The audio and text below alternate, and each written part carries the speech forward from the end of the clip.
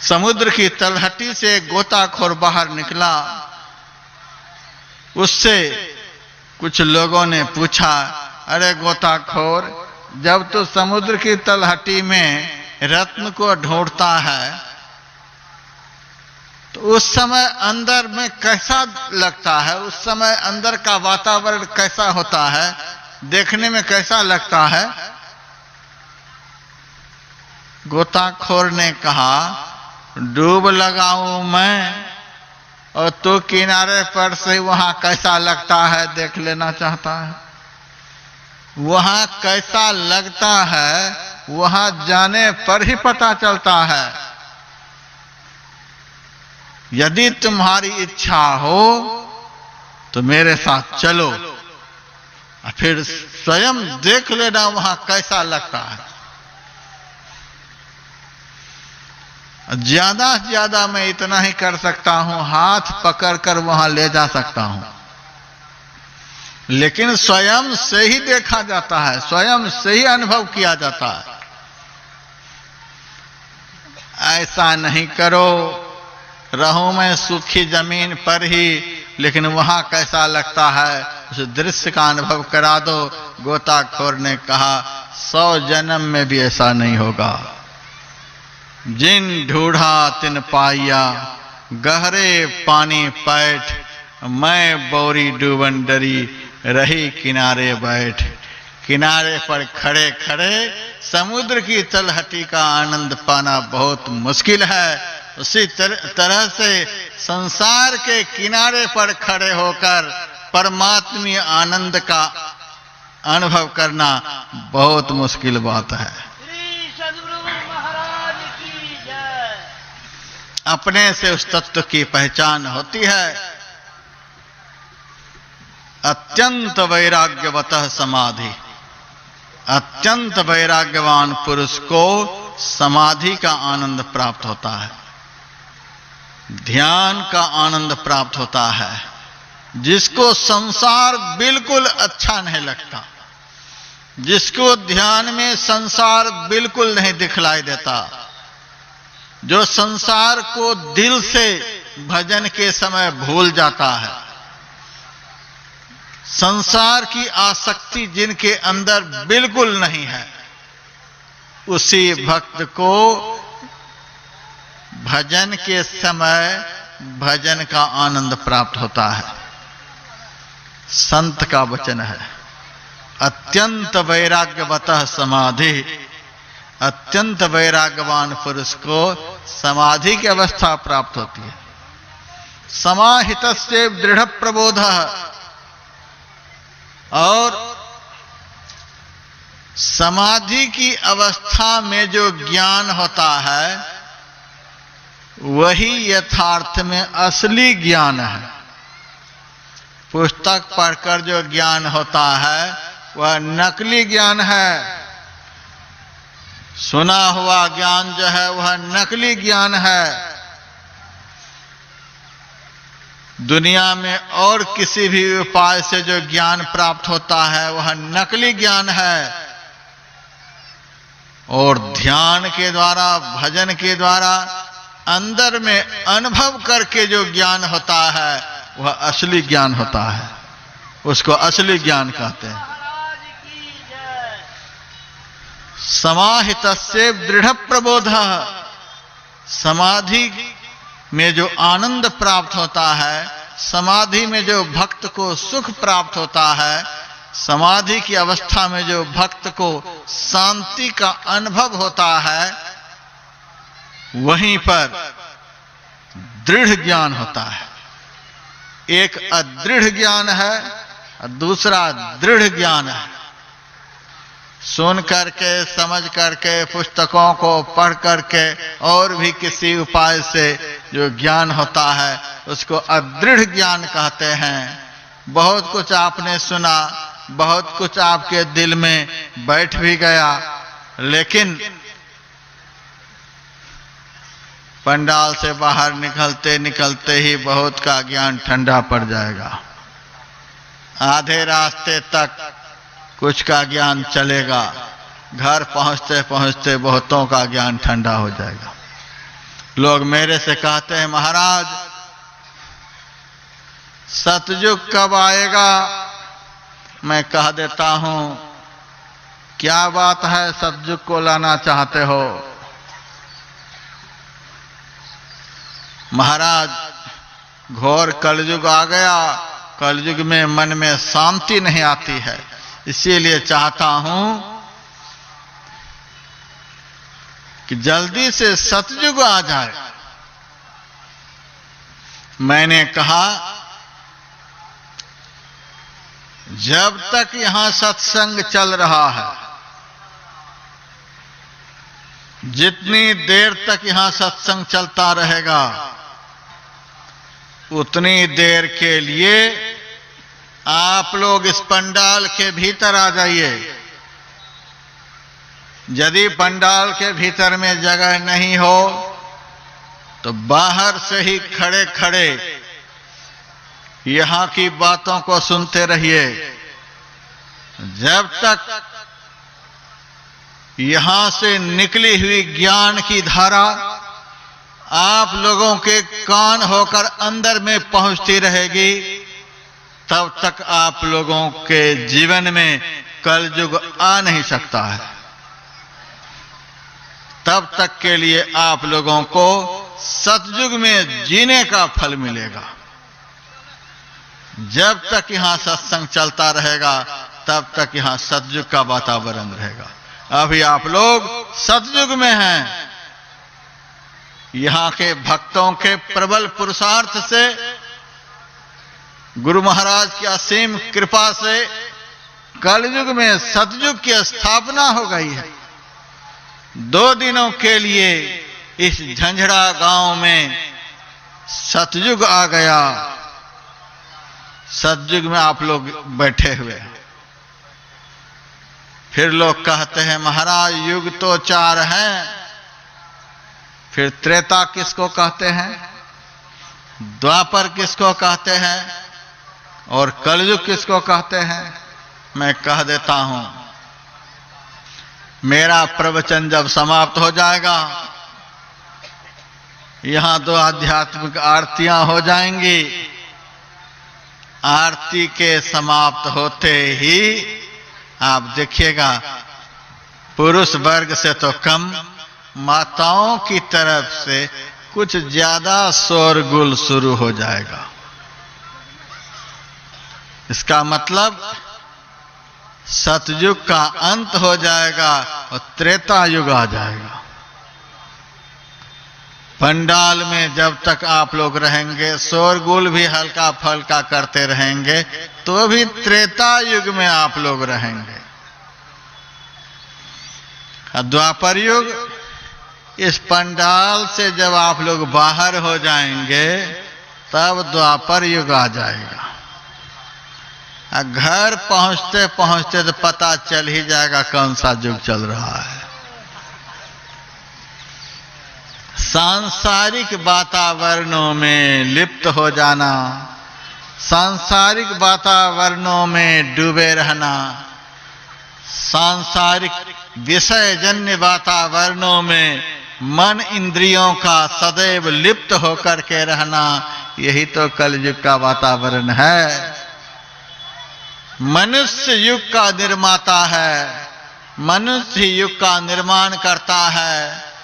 24 घंटे जिसका मन शुद्ध सतोगुण में रहता है, 24 घंटे जिसके मन से शुभ कर्म सत्कर्म होता है, वह 24 घंटे सतयुग में निवास करता है।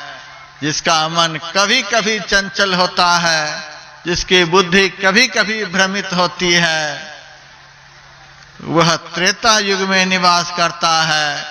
जिसकी बुद्धि, जिसका मन कभी संसार में, कभी भजन में, कभी संसार में, कभी भजन में, वह द्वापर युग में निवास करता है। और जिसका मन सदैव विषय के बाजार में विचरण करता है, वह कलयुग में रहता है। उसके लिए 24 घंटे कलयुग का वातावरण है।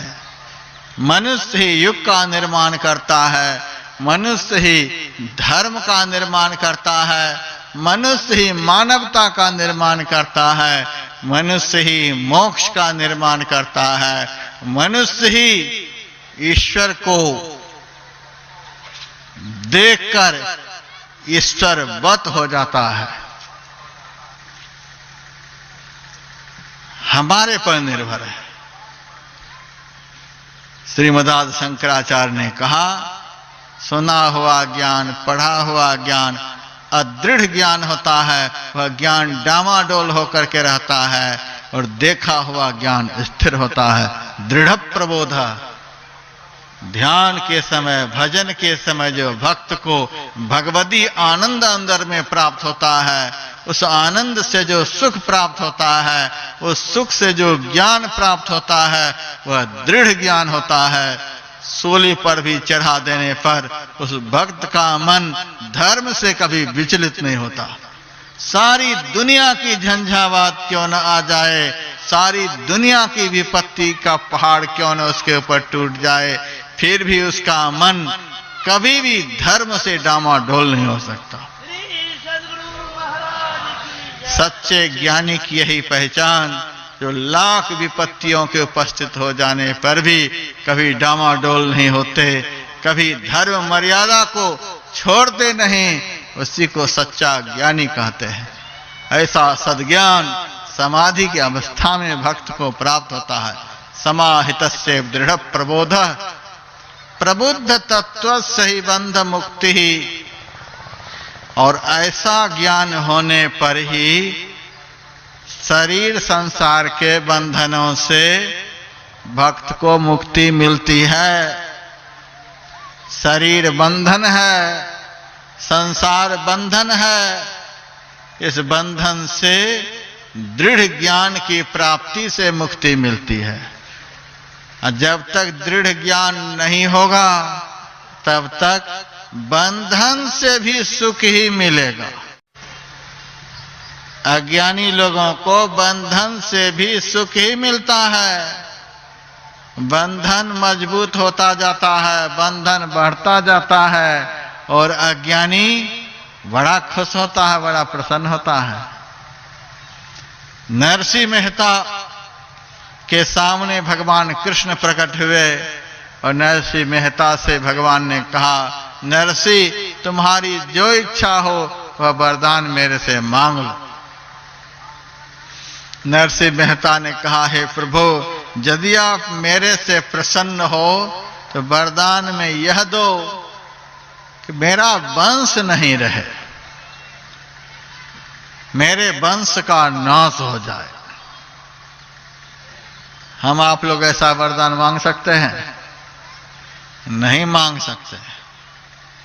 एक ही लड़का था नरसिंह को, और वरदान में मांगा मेरे वंश का नाश हो जाए। भगवान की आंख में आंसू आ गए, भगवान अंतर्धान हो गए। कुछ दिनों के बाद सर्प दंश से नरसिंह का इकलौता लड़का मर गया। नरसिंह तो खुशी के मारे नाच रहा है, भजन गा रहा है, तंबूरा बजा रहा है। क्या कहा जाए, उनके आनंद का कोई अंत नहीं दिख रहा है। पत्नी आकर कहती है, आपको शर्म नहीं आती है? एक ही लड़का था, दरवाजे पर मरा पड़ा है, और आप खुशी के मारे नाच रहे हो। दुनिया क्या कहेगी? ऐसे पत्थर हृदय के कहीं भक्त होते हैं? पुत्र के मरने पर नाच रहे हैं, कूद रहे हैं, खुशियां मना रहे हैं। पागल तो नहीं हो गए? नरसिंह मेहता ने कहा, देवी एक बात बताओ, किसी आदमी को कोई चीज से बांध दे, कसकर बांध दे, तो उस आदमी को अच्छा लगेगा? अच्छा नहीं लगेगा। क्यों अच्छा नहीं लगेगा? कि बंधन से कसकर बांध दिया है, उसकी स्वतंत्रता छिन गई है।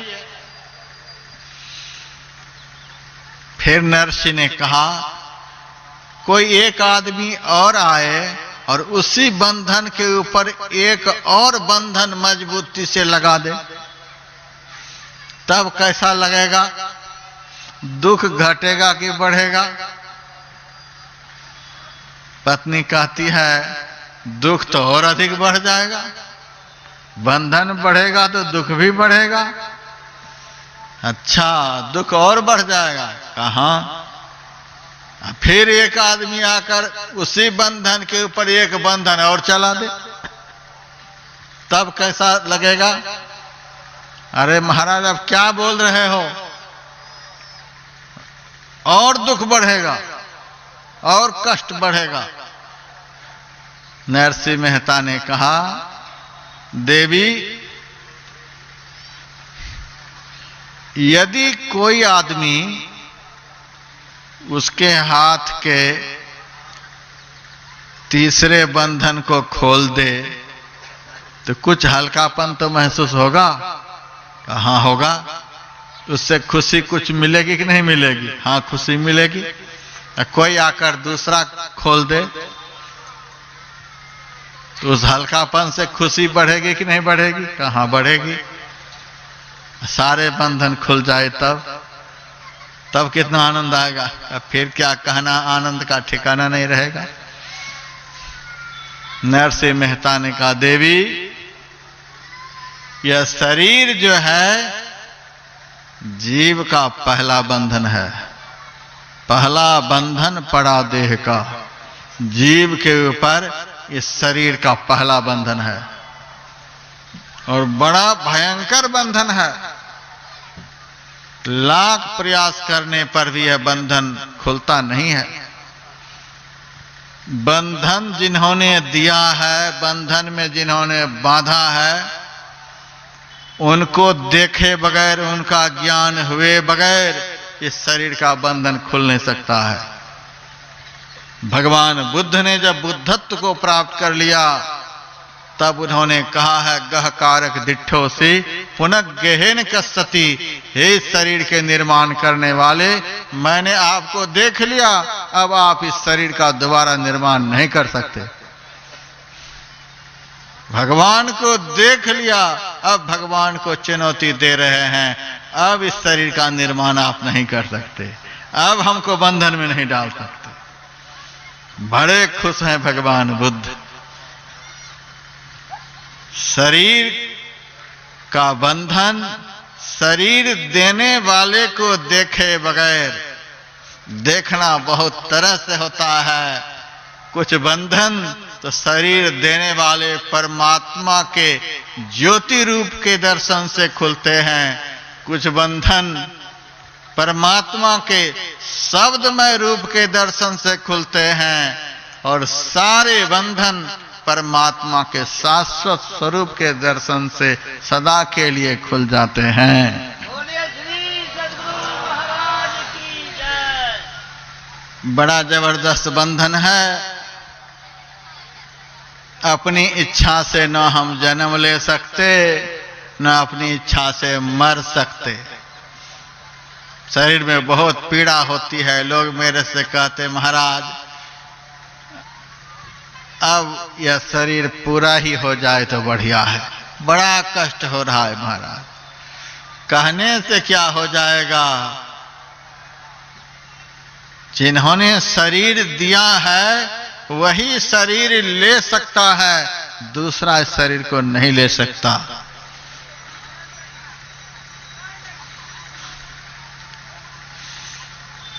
नरसिंह मेहता ने कहा, पहला बंधन जीव के ऊपर शरीर का है, पहला बंधन पड़ा देह का।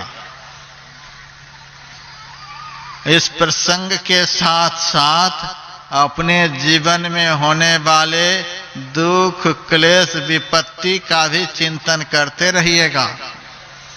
हमारे जीवन में पुत्र के अभाव का दुख नहीं है, धन के अभाव का दुख नहीं है, मकान के अभाव का दुख नहीं है, संसार के किसी भी पदार्थों के अभाव का दुख नहीं है। हमारे जीवन में इस जीव के ऊपर जो बंधन पर बंधन पड़ा हुआ है, उस बंधन का दुख है। नहीं तो संसार के लोगों के पास क्या नहीं है? कितना आप लोग खाएंगे? एक दिन में कितना आप लोग खाएंगे? 1 किलो ज्यादा से ज्यादा खाएंगे। क्या 1 किलो की व्यवस्था आपके घर में नहीं है? आप पहनेंगे तो कितना अधिक पहनेंगे? 2, 4, 5 मीटर कपड़े पहनेंगे। इतना कपड़ा आपके पास नहीं है। सोएंगे तो कितनी जगह में आप सोएंगे? शरीर की लंबाई चौड़ाई जितनी है उतनी जगह पर्याप्त है।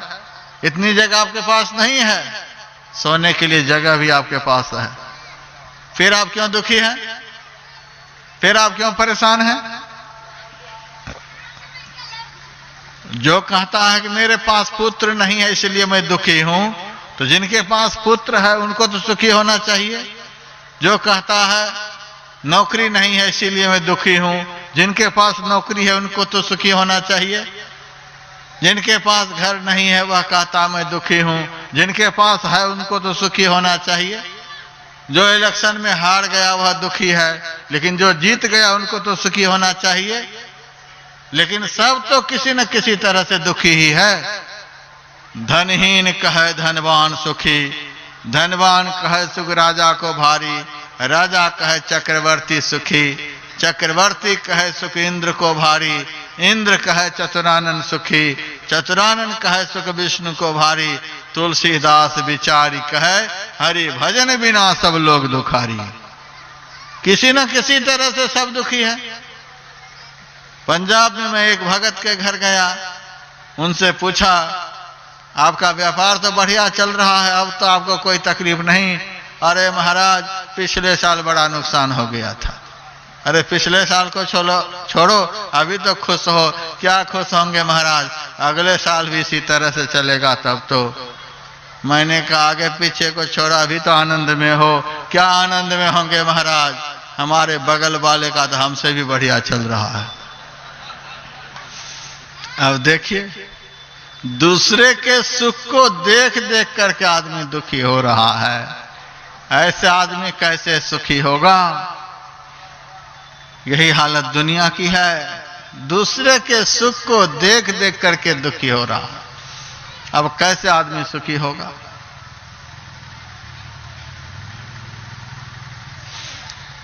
मनुष्य के पास सुख के सारे संसाधन हैं, फिर भी सब मनुष्य दुखी है। संत के पास संसार का कुछ भी नहीं है। बेस कैसा भी रहे पर जिसके ऊंचे ख्याल हैं, दीन बाहर से दिखे भीतर से मालो माल हैं। कोई कहे भिक्षु है, कोई कहे कंगाल है, पर गुदरी पहने हुए वह गुदरी के लाल है। चिथड़ा लटक रहा है शरीर पर, फिर भी उतना ही आनंद। सामने भोजन में भुना हुआ चना आ गया तो भी उतना ही आनंद। खीर की थाली आ गई तो भी उतना ही आनंद। कोई स्तुति सामने से कर रहा है तो भी उतना ही आनंद। कोई गालियां बककर जा रहा है तो भी उतना ही आनंद। गर्मी पड़ रही है तो भी उतना ही आनंद। ठंडी पड़ रही तो भी उतना ही आनंद। क्या बात है! संत के जीवन में 24 घंटे आनंद का झरना झरता रहता है। दुनिया का कुछ भी नहीं, केवल आनंद है उसके जीवन में। दुनिया के लोगों के पास दुनियावी बहुत सारी चीजें हैं तो भी दुनिया के लोग दुखी हैं। कारण क्या है? दुख का कारण क्या है?